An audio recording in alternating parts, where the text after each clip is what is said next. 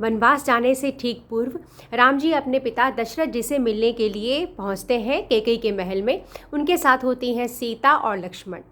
तो वो पहुंचते हैं और महाराज दशरथ से कहते हैं कि महाराज, मैं दंडकारण्य जा रहा हूँ, आपकी आज्ञा लेने आया हूँ, आप कल्याणमयी दृष्टि से मेरी ओर देखिए। क्योंकि राजा दशरथ की स्थिति बहुत खराब थी।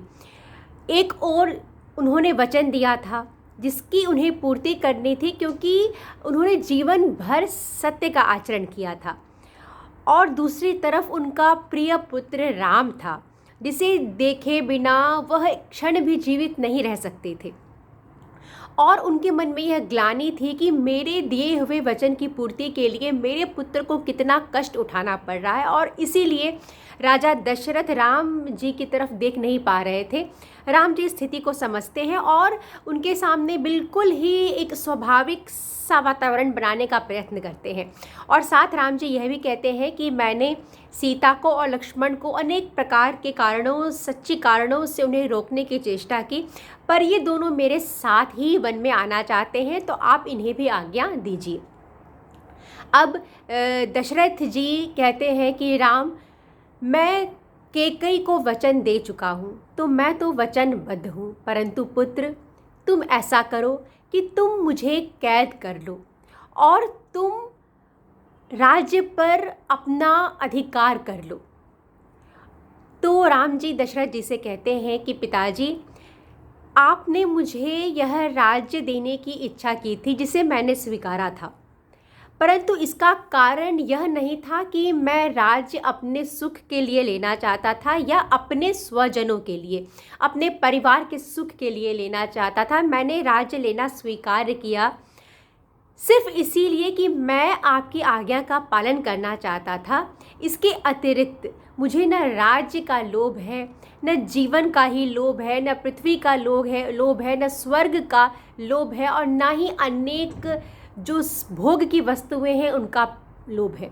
यदि मेरी कुछ इच्छा है तो बस यही इच्छा है कि मैं आपके वचनों को सत्य सिद्ध कर सकूं।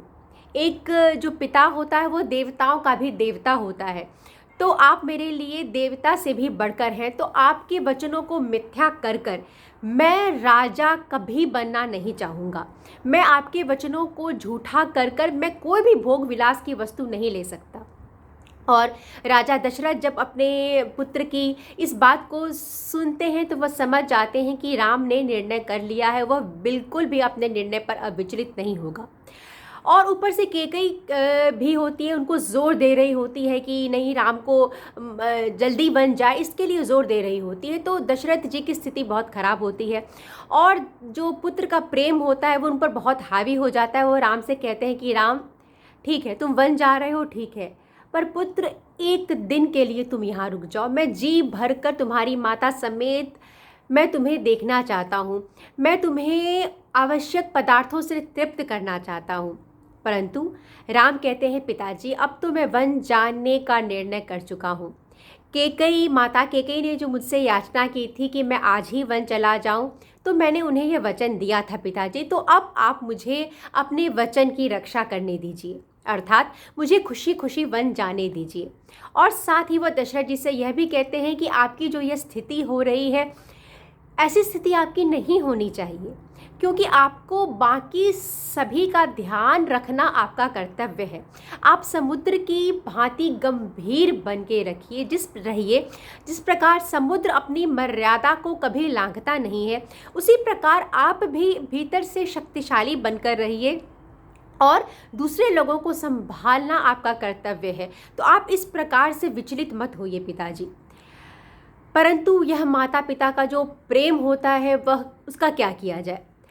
और राम जी उन्हें बार बार यह कहते हैं कि आप यह खुशी खुशी यह सारा राज्य भरत को दे दीजिए।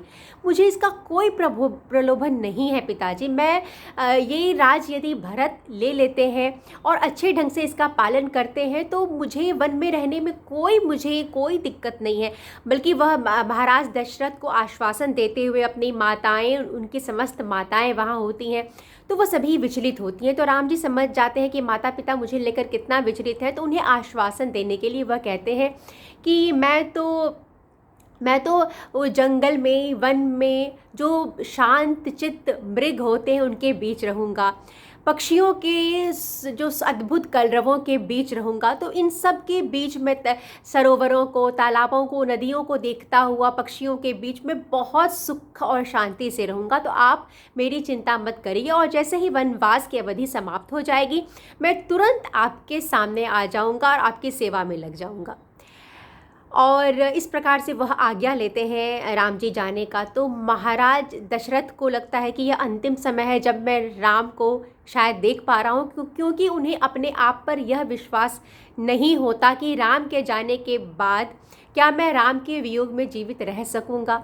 तो जब ऐसा सोचकर वह राम को देखते हैं तो वह मूर्छित हो जाते हैं। चारों तरफ हाहाकार अयोध्या के महल में मच जाता है, समस्त अयोध्या में हाहाकार मच जाता है। जो तमाम माताएं हैं 350 राम जी की केकई को छोड़कर, वह सभी त्राही त्राही कर रोने लगती हैं। और इतना भयंकर नाद होता है, इतना भयंकर क्रंदन होता है कि दशरथ तो मूर्छित हो जाते ही हैं, साथ में सुमंत्र भी मूर्छित हो जाते हैं। और इसके बाद क्या होता है, यह कथा मैं आपको अपने अगले वीडियो में सुनाऊंगी। मुझे सुनने के लिए बहुत बहुत धन्यवाद।